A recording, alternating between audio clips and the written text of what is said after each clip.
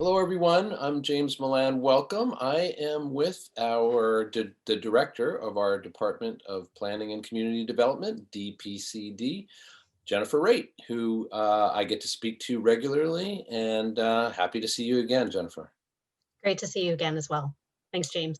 Yeah, oh, yes. You and I have discussed the fact that we do these updates regularly, and of course, there's seemingly always news to be shared with the community. But we're in we have a slight lull here, which we see, I think, as an opportunity to talk about things on a slightly deeper level, and also a little bit more generally, what the department's kind of relationship is with the town and with other town entities, et cetera. I'd like to start today. I'd like to devote, as much time as we have today, in a sense, to a simple question, but one that I'm actually curious about, and that is the department is called the Department of Planning and Community Development. Um, where does that come from? How do those two things get linked together? So if you don't mind, just give us the basics on the Department of Planning and Community Development. I would love to. And I will be, modifying the history a bit for the viewers to not get into every decade of details. But I think just from a perspective of understanding town planning in Arlington really started in the early 1900s, actually. And began with, a staff person who was doing planning, but it was really operationalized by a planning board, which had actually been in existence through up until basically through the 1960s. And at that point in time, the town had actually hired their first director of planning, who served for a brief period of time. And eventually, they decided to really transition to planning and community development as part of a bigger plan to really realize economic development potential in the town, sort of community revitalization and sustainability, environmental issues, and put sort of this hybrid together of planning and community development. It was actually fairly common at the time, particularly for communities that were eligible for what at the time was called a Model Cities program, and later turned into what is now known as the Community Development Block Grant Program. And essentially, it was meant to tie together sort of short and long range planning objectives. On the short term sort of trajectory, you have what really happens at the planning board type level. In Arlington, that's called the Arlington Redevelopment Board, but that only happened in the 1970s. Prior to that, it had just been a planning board. Mm. But the redevelopment board serves as that sort of short-term planning purpose, and realizes those goals for the community. The Planning and Community Development Department, though, helps both with that short time piece, but also helps with the long range planning objectives of the community. And I think that basically the two together is pretty common with CDBG in particular, because Community Development Block Grant is really about servicing, first of all, focusing on equity and quality of life for everybody in the community. It has those objectives in mind. It also makes it very clear that participatory processes are very important fundamentally to community planning efforts. And then lastly, CDBG often informs public policy and development practices in the communities where you see it in existence, like through our, for example, peer entitlement communities. And so I think that that is sort of the short story of why the two are together in Arlington. Of course, it has evolved over the years. Sometimes perhaps just from a staffing perspective, it is focused maybe more heavily on the planning side than on the community development side. But I think that at least from my own perspective, in the time that I've been serving the town, I've really tried to emphasize the importance of community development. It actually means a great deal to me. And I see a lot of potential that comes out of community development and community economic development planning. And particularly just helping people to see the long range possibilities and the options in their community, to see the positive aspects of the future, and to also really carefully understand challenges that the community is facing. That's one of many reasons actually I really care about community development planning. But again, I think it has evolved over the years. I think that that is great to hear, and I'm curious in two ways about what you were just saying about community development and its importance to you personally. One is um, your own background. How does a person get to be the director of a department like this? What is both your training and also what are the things that are important to you that would lead you to this kind of work. So if you wouldn't mind just kind of, again, giving us a little historical review of your own kind of professional background that led you to this, and incorporate in that a little bit more about why community development is so kind of personally resonates for you in this way. Sure.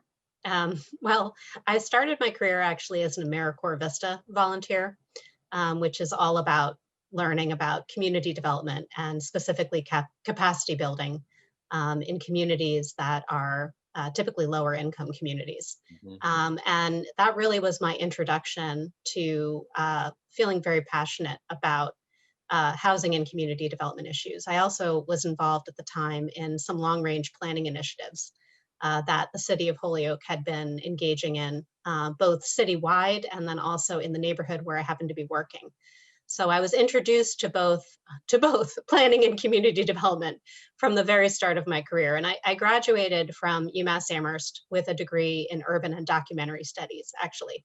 So I wasn't an officially minted planner by any means, but I Mhm. was certainly very curious and interested in the topic of sort of the combination of social issues, social justice issues in particular, and the built environment. Those were really the two things that drew me to planning. And then later recognized that empowering and working with the community was really, really key to everything that I was interested in. So the three sort of merged very nicely to my second job, which was community development director for the town of Amesbury, which was the city known as the town of Amesbury, working under their first mayor, and had worked there for almost 7 years. On a number of different initiatives that also, continued to show me that that what I was doing was indeed, aligned with the things that I thought were most important to me in terms of things that I value and that I think that are really good for communities in terms of both short and long range planning. But particularly in Amesbury, I was part of a pretty significant revitalization of the downtown, which put together sort of significant investment or reinvestment in a downtown historic mill redevelopment, where we were able to completely renovate a few mill buildings in a historic mill complex, a complete downtown reconstruction, all the streetscape. I also was doing neighborhood streetscape improvements, and all of these things sort of uh, pulled together were really about planning. And that sort of set me in the direction of thinking that I wanted to get a master's degree in planning. However, I took a different turn and recognized that for me, I was very interested in organization and policy, that those were really the things that for me, I wanted to focus on in a graduate degree program.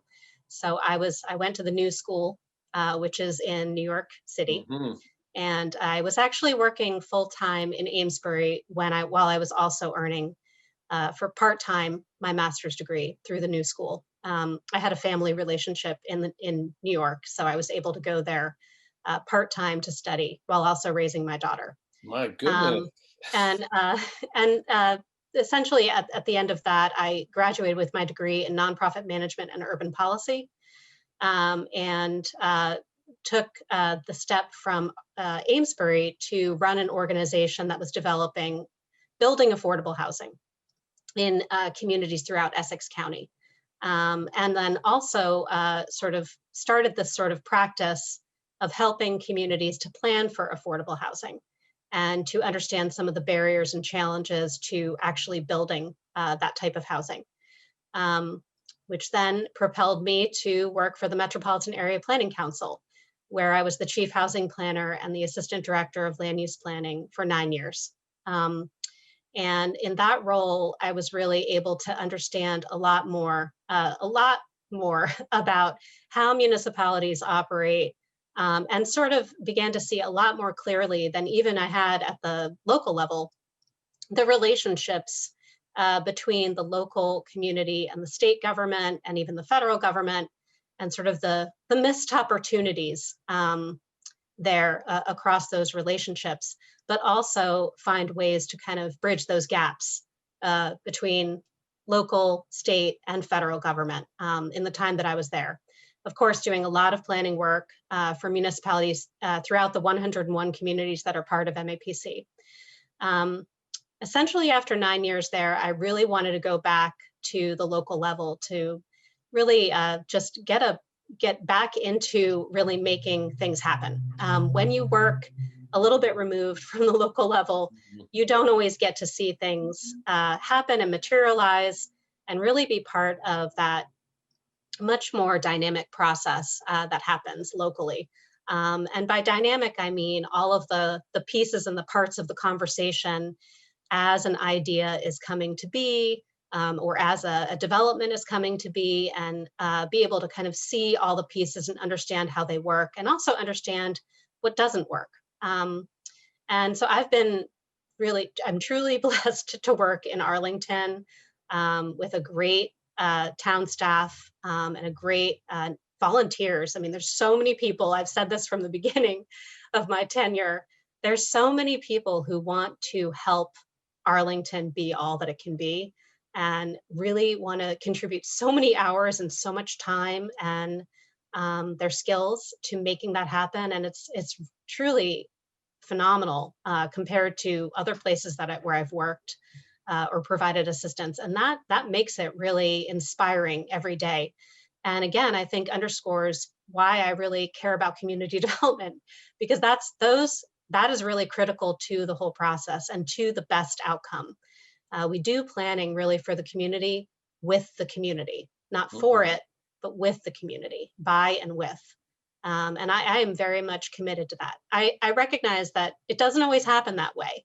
And sometimes time gets in the way of that happening in a way that makes everybody happy, but I'm still very committed to that process. I feel very passionate about it.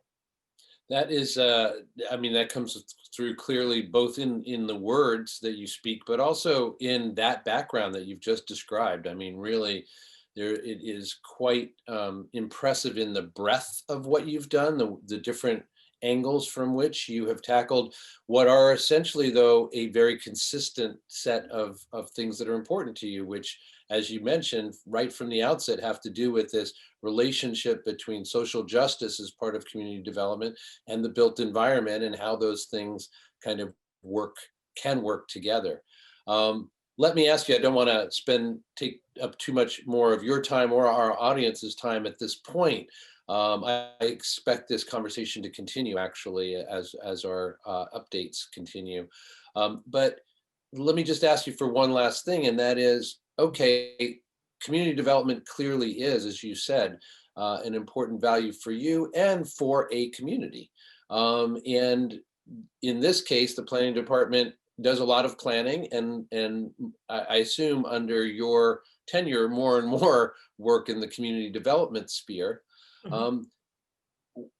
Two things: what attracted you to the job in Arlington around community development, number one. Number two, what are the things that are in good shape and the things that need, that you really want to address, and speaking purely in community development terms? Sure. Well, the things related to community development that appealed to me in Arlington were really the work that it had been historically doing around housing and economic development. There had been years of that kind of work happening in the community. But for me, it would be really trying to find a way to better leverage community development block grant money towards some of those activities. And I do think that we've been able to do a bit of that. I always think that there could be more, to do. But what I was going to say before is also that I've learned the limitations. There's only so much that the town as a municipal entity can do. There are so many opportunities, of course, but there are some limitations. And so some of the things that I wish to realize, of course, have their limits in terms Are of, those, excuse me for the yeah, interruption, are those limitations related to jurisdiction in a sense? Like you just can't control, somebody else has control of either money or policy or something like that? exactly. Yes. And on the money piece, I do think that that's very, very relevant. A lot of things are wonderful ideas, but for the fact that the town doesn't necessarily have the funding and doesn't necessarily have eligibility for certain types of funding to make things happen, or it is a privately owned property, and the private property owner does not have the same desire or vision as the community. So, I mean, there's there's a lot to unpack there, but I think that those are just two good examples of limitations. Mhm. So just very quickly,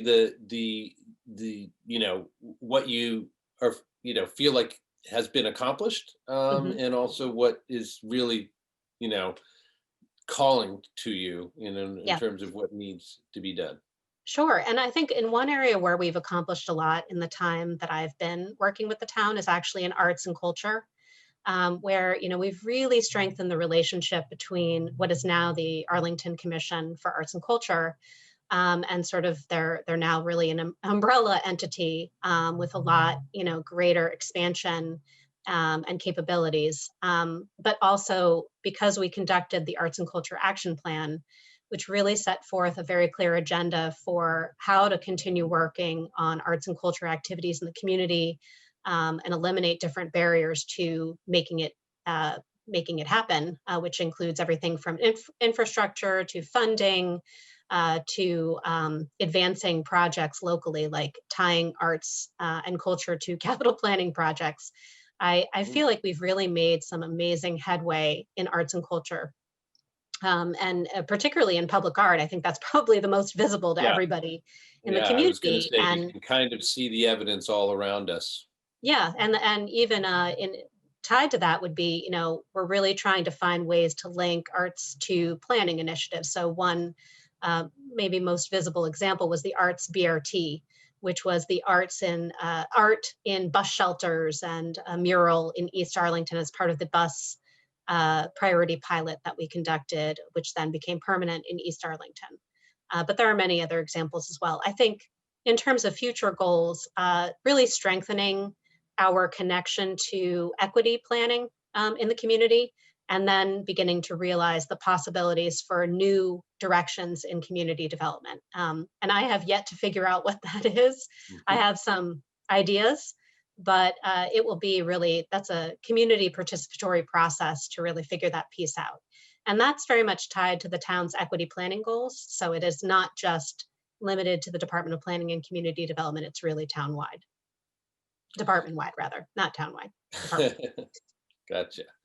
Um, I want to thank you for taking a step back with us You're today welcome. and just kind of looking at things more broadly. And I think giving folks who have tuned in today a better sense not only of what the department does and what its historical kind of progression has been, but as importantly, who you are and what you have brought to the table and what you expect, what your own values and priorities are. I think that is something that I appreciate knowing more about, and I imagine those who have watched our conversation feels the same way. The other thing I would just point out before we go is you prominently mentioned one thing repeatedly, and I didn't, I have not highlighted that, and that is the public participation part of what it is that you do. And I do feel, as a resident of this town for a long time now, that the town itself is committed to that in a way that not every place is, and that your department, as well as other departments at town hall, really walk the walk. as well as Talk the Talk. We at ACMi are obviously, we are broadcasting, airing many of the instances that we're talking about where the public is invited in to the decision-making process. So we can see that happening as well. Just like the public art we were mentioning, we can see this happening all around us. So for both the perspective that you've offered today and the work that you do, I just want to express my and our appreciation. Thank you very much. We will talk to you again in a couple of weeks, of course, and probably with, some news items to share at that point as well. But again, thanks for your time this morning. You're welcome. Thank you so much, James, and Yeah. ACMi. As always, we're very lucky to have you in Arlington. Oh, well, Thank thank you. Mutual Appreciation Society here we've got here, folks. Yes, definitely. I have been speaking with Jennifer Raitt, who is, of course, the director of our Department of Planning and Community Development, which you now know what that means. Thank you, Jennifer, again, and thank you for joining us today, and we will see you next time.